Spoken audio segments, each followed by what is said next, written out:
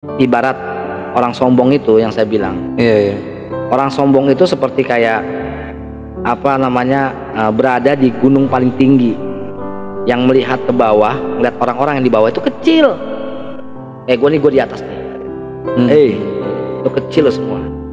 Iya. Tapi gue nggak sadar kalau mereka yang di bawah itu ngelihat gue di atas juga kecil. Lu mau gitu-gitu aja. Gue bilang sama dia kayak tadi, mau sampai kapan lu begini bro? Lu mau begini terus sampai kapan? Apa yang lu cari? Kepuasan duniawi. Ya, apalagi lu mati juga lu nggak bawa apa-apa.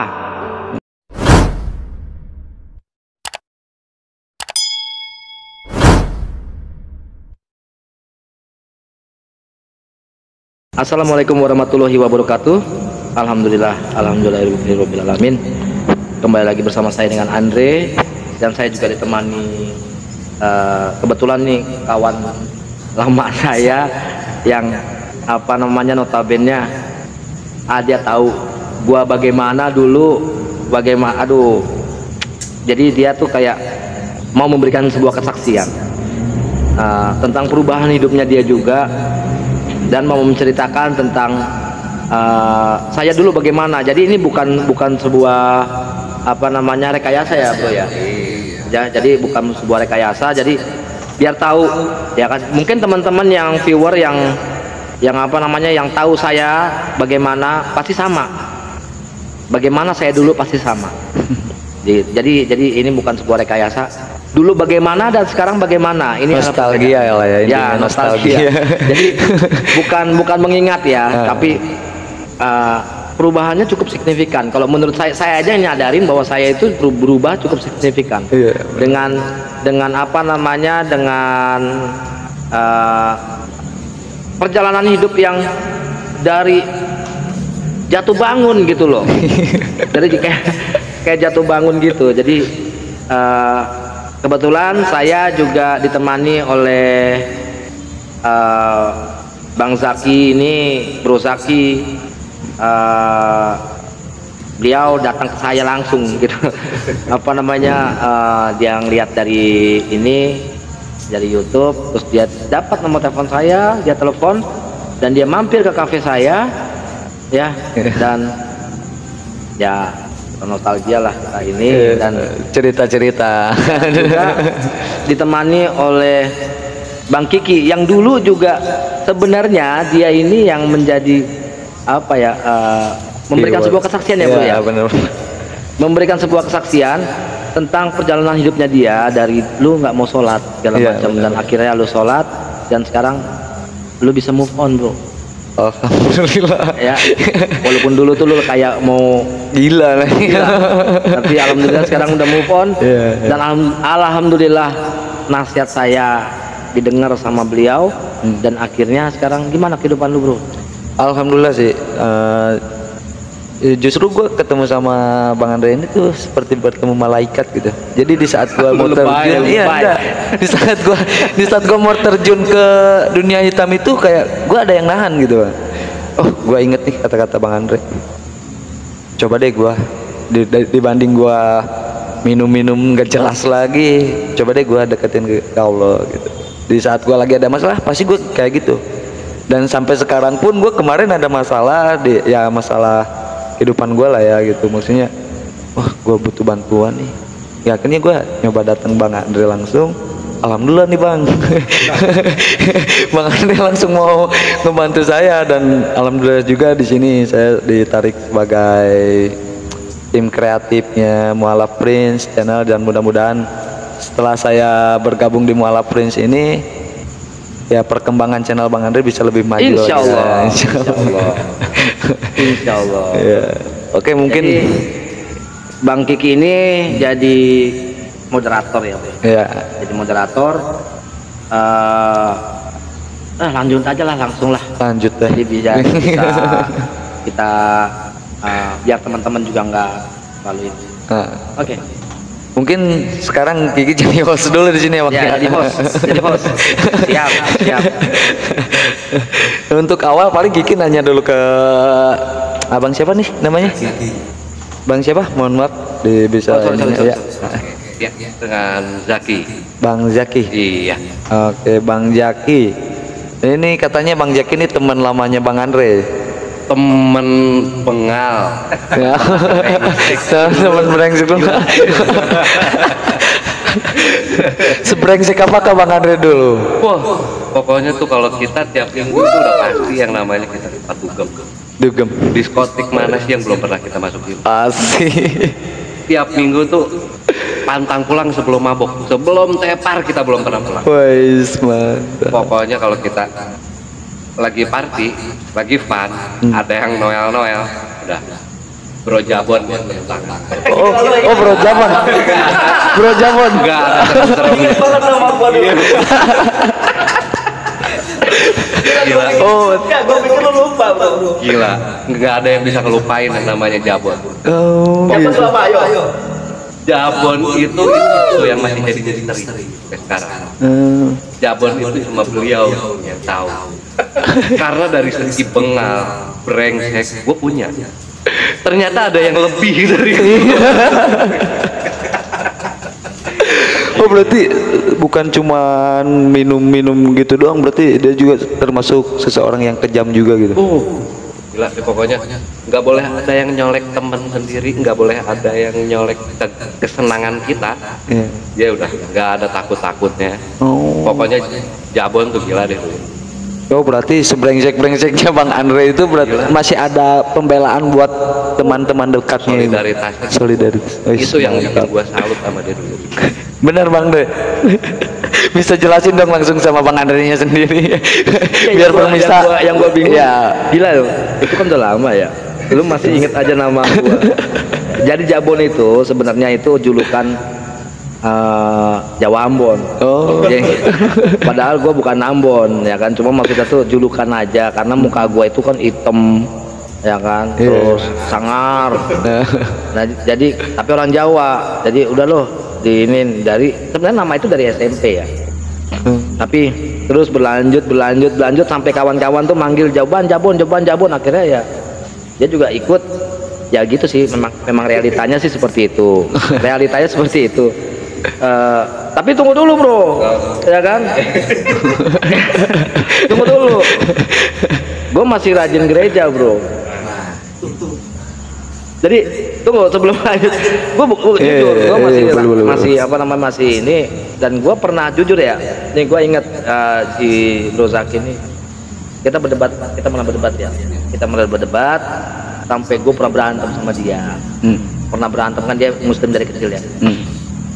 Gua ya berdebat, tapi ya gitu, habis berdebat nggak lama 2 hari 3 hari baikan lagi. Iya. Terus ini lagi ya itulah apa namanya, gua itu dulu terlalu fanatik sampai gue dibenci sih ya sama anak-anak itu karena gue terlalu fanatik gitu ya, kayak nggak suka bangetnya mah apa gue males nih lu sok-sokan lu puasa lu gitu kan, dia lagi puasa aja gua udah nih menikmati makan nih. Iya. Ya kan?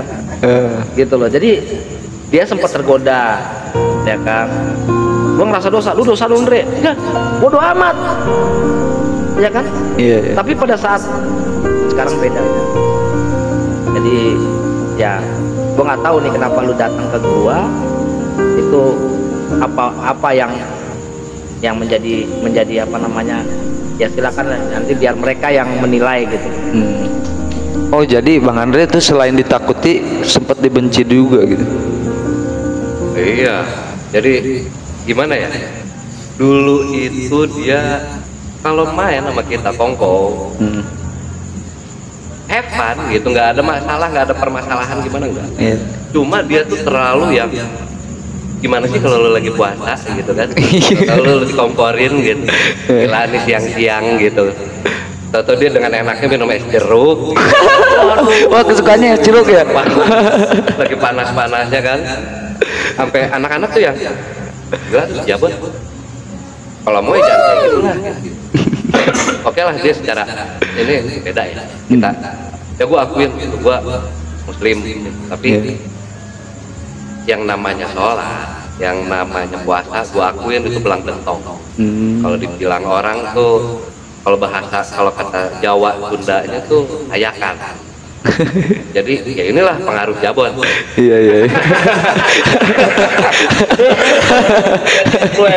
Influence dulu. Iya. Makanya gua sering ribut sama dia. Perkara. Wow. Jadi di agama gua nggak kayak gitu.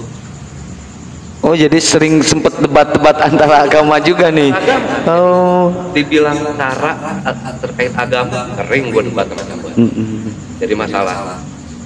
Di gua tuh firman gua di Al-Quran tuh nggak kayak gitu. Iya. Udah lah, lu tenang aja, lu minum ya Bu. Ya kan?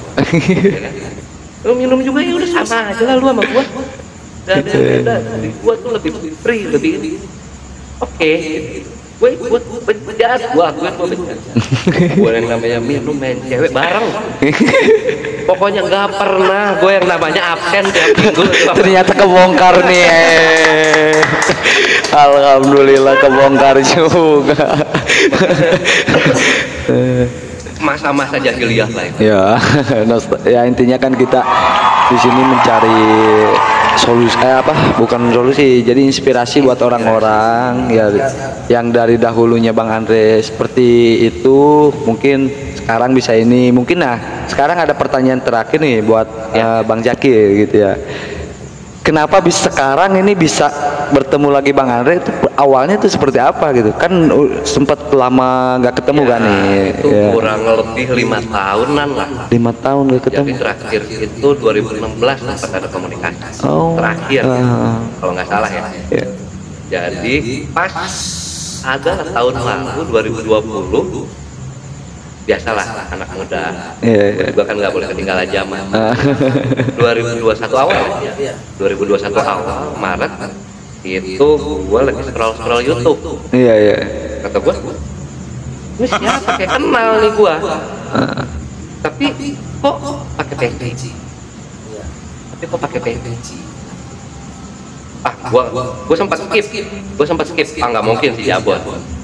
Gila gitu kan, segitu fanatiknya dia dengan agamanya yang jujur gue tiap minggu kalau gue ajak main, Bon kita lari yuk, Bon nongkrong yuk, enggak, gue harus ke gereja.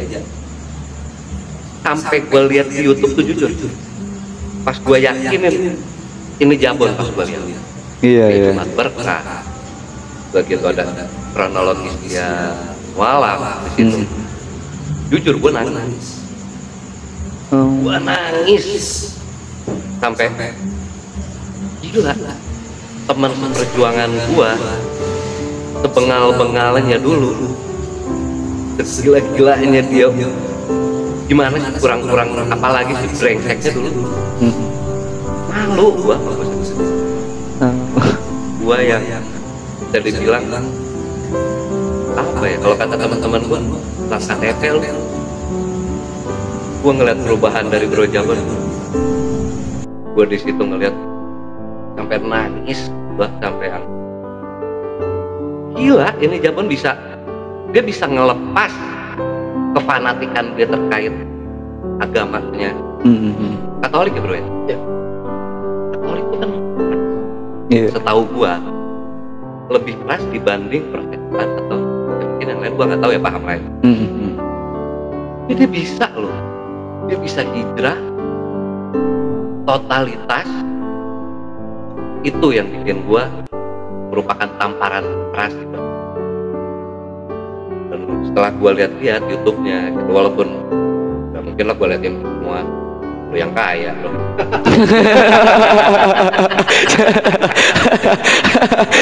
Daripada gua liatin YouTube-nya mendingan gua datengin. Iya benar.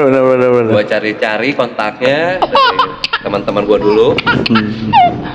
Ada satu ngasih nomor, udah gua komunikasi sama dia, gua datang ke kafenya, gua ketemu dia tuh nggak nyangka sama sekali. Perubahan dandanan dia, perubahan sikap dia jauh beda sama dulu. Di situ gue coba bisa ngehela nafas aja. Apa yang Bang Andre sampaikan setelah Bang Andre mungkin udah berubah gitu? ketemu tuh dia cuma satu kata. Apa? Lu mau gitu-gitu aja. Wow. Di situ gue Satu kata tapi itu ya. jelek banget, dalam banget gue di situ sampai gue udah gak bisa ngomong apa-apa lagi. Di situ gue cuma bisa nahan air mata gue bahwa gila, gue nggak nyangka gue aja yang muslim untuk sholat 5 waktu wajib aja. Iya. Puasa wajib Ramadan gue cuma ikut lebaran doang. Tapi gue lihat perubahan dari Bro Jabon. Gila. Makanya gue belakangan ini sering kesini, gue sering konsultasi sama Bro Jabon. Gue sering sharing. Apa sih yang bisa bikin lu seperti ini? Karena gue jujur malu. Gue dididik dari kecil dengan agama gue, tapi kok gue nggak bisa ngebanggain agama gue yang udah tertanam dari gue dari kecil. Makanya gue ya jujur gitu kesini tuh sampai ada podcast seperti ini ya jujur gue belak-belakan aja di sini bahwa ya gue harus lebih banyak belajar dari Bro Jabon. Benar.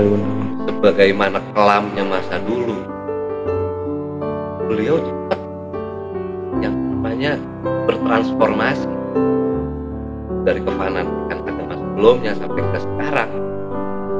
Itu sih yang gue lakukan.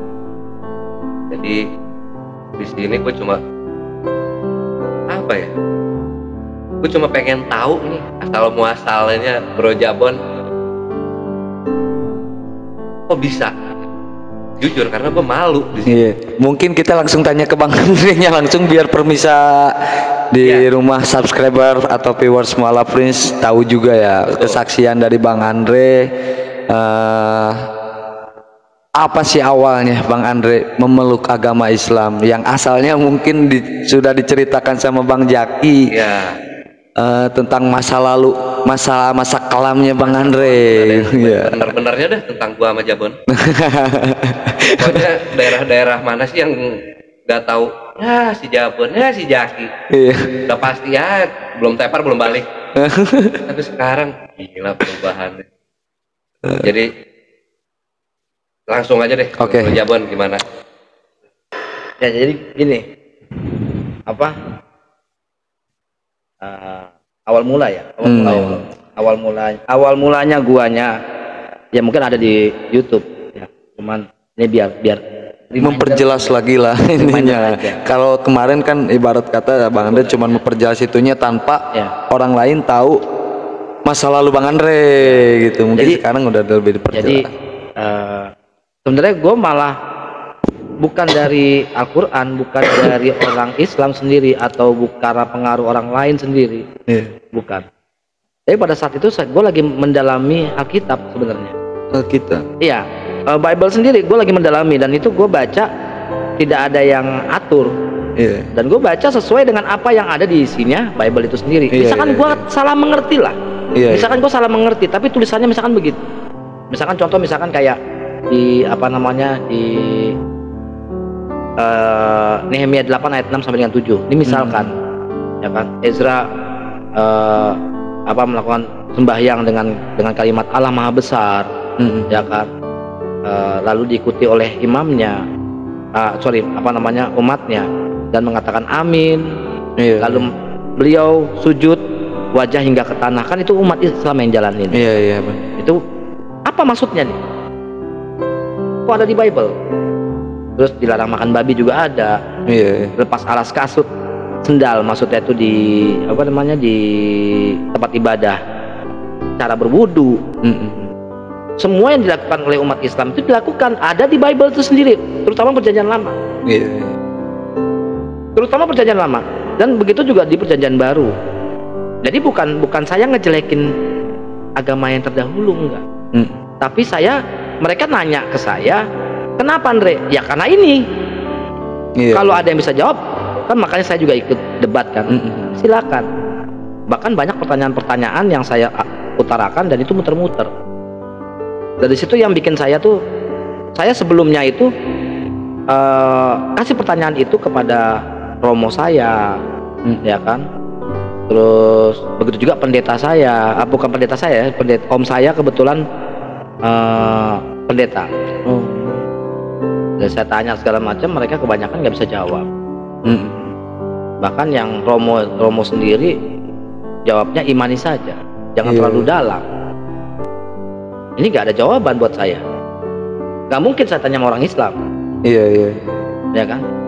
Dan saya bedah kurang lebih 2,5 tahun lah itu. Dari tahun 2017-2018. 2,5 tahun sayanya berjibaku cari tahu sampai saya mempelajari tentang Islam juga. Gitu.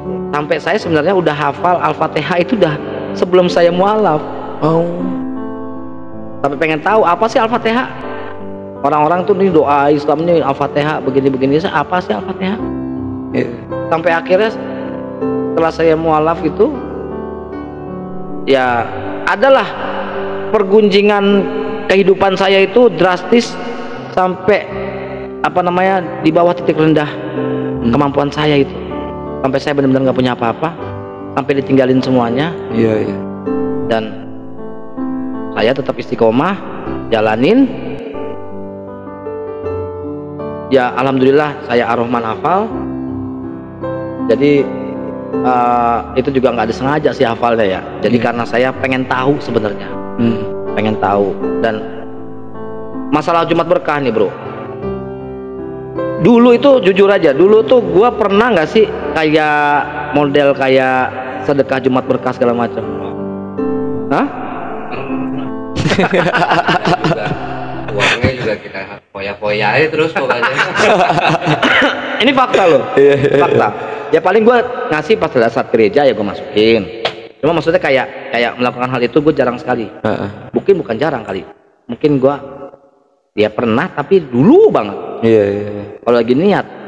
Tapi sekarang ini saya itu walaupun kafe sepi tetap Jumat Berkah. Saya tetap Jumat Berkah. Bahkan saya ngastoin ke Bro Zaki, bro maaf bro, duit yang ada di kantong lu itu duit siapa? Duit gua lah. Gua kasih tauin, bukan bro, itu rezeki lu. Karena belum tentu itu duit lu. Karena lu bisa ngasih ke orang lain. Lu bisa ngasih ke siapa? Betul. Itu rezeki lu. Bukan punya lu. Lah punya gua yang apa? Yang lu telan. Itu punya lu. Misalkan maaf kayak rokok. Bilang kayak rokok. Ini rokok punya siapa? Oh ini punya Bang Andre. Ya kan? Bukan, ini rezeki gua. Ini rezeki gua.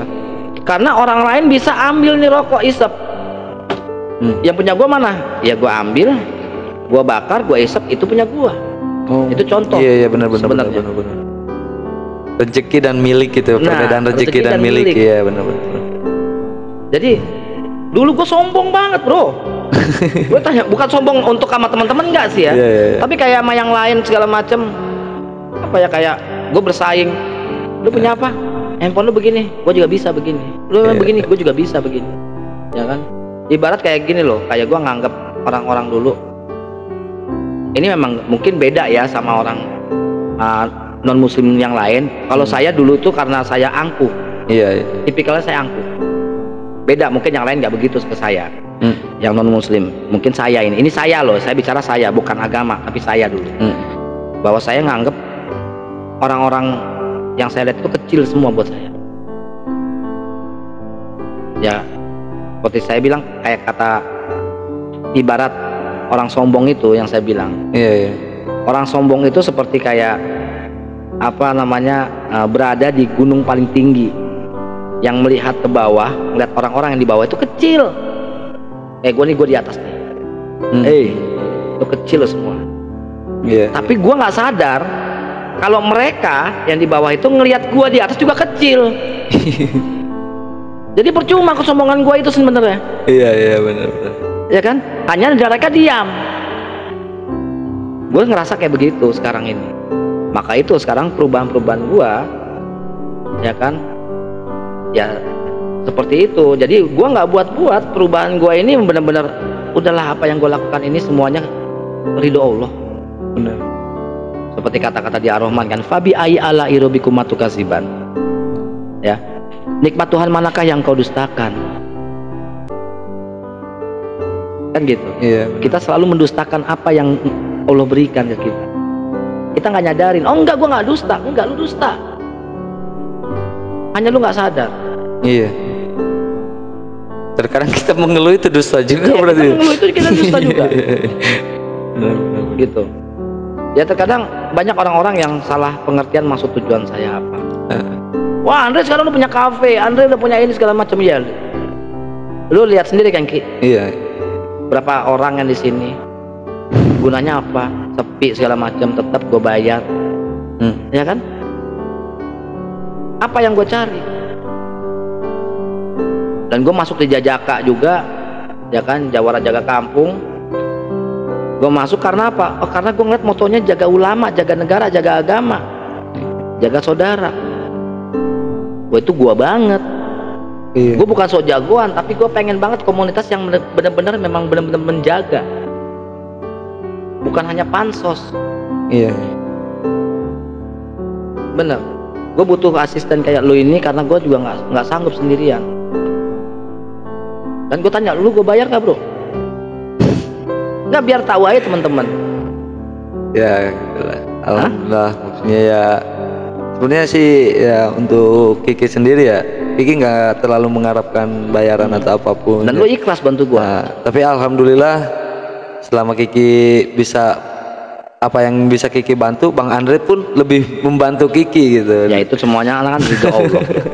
Iya. Jadi gue ngebantu juga bukan berarti karena gue ngerasa kayak gue punya segala macam, Iya. tapi karena gue tuh ngeliat kita sama-sama. Nah, Ya intinya bukan maksud yang ngajarin sih. Rozaki juga bukan ngajarin, tapi gue cuma ngingetin. Kayak gue bilang sama dia kayak tadi, mau sampai kapan lu begini bro? Lu mau begini terus sampai kapan? Apa yang lu cari? Kepuasan duniawi. Ya, apalagi lu mati juga lu nggak bawa apa-apa. Sendal jepit yang jelek pun nggak lu bawa. iya. Kalau coba lu begini terus, siapa yang gotong lu? Siapa yang mandiin lu? Itu doang, lu pikir aja. Iya. Apalagi kalau orang sombong segala macem. Kita lihat di situ aja. Kayak gitu cerita gua, brother. Iya. Aduh, sangat terharu banget nih maksudnya dengan cerita Bang Andre. Tapi ini untuk terakhir kali, ya mungkin kita penutupan lah ya, sekalian penutupan. Mungkin ada pesan-pesan dari Bang Andre dan dari Bang Jaki untuk para viewers Mualaf Prince dan para subscriber Mualaf Prince. Ya untuk pesan-pesan saya sih, terutama saya pribadi ya. Kita jangan ngerasa diri kita tuh ngerasa kayak hebat dulu lah. Ya kan? Wah, gue jago ini, gue jago itu, gue jago ini, gue jago itu. Kita berpikir dengan pola pikir yang cerdas aja lah. Iya. Hidup buat apa sih? Itu aja. Terus lu mati bagaimana, larinya kemana? Iya.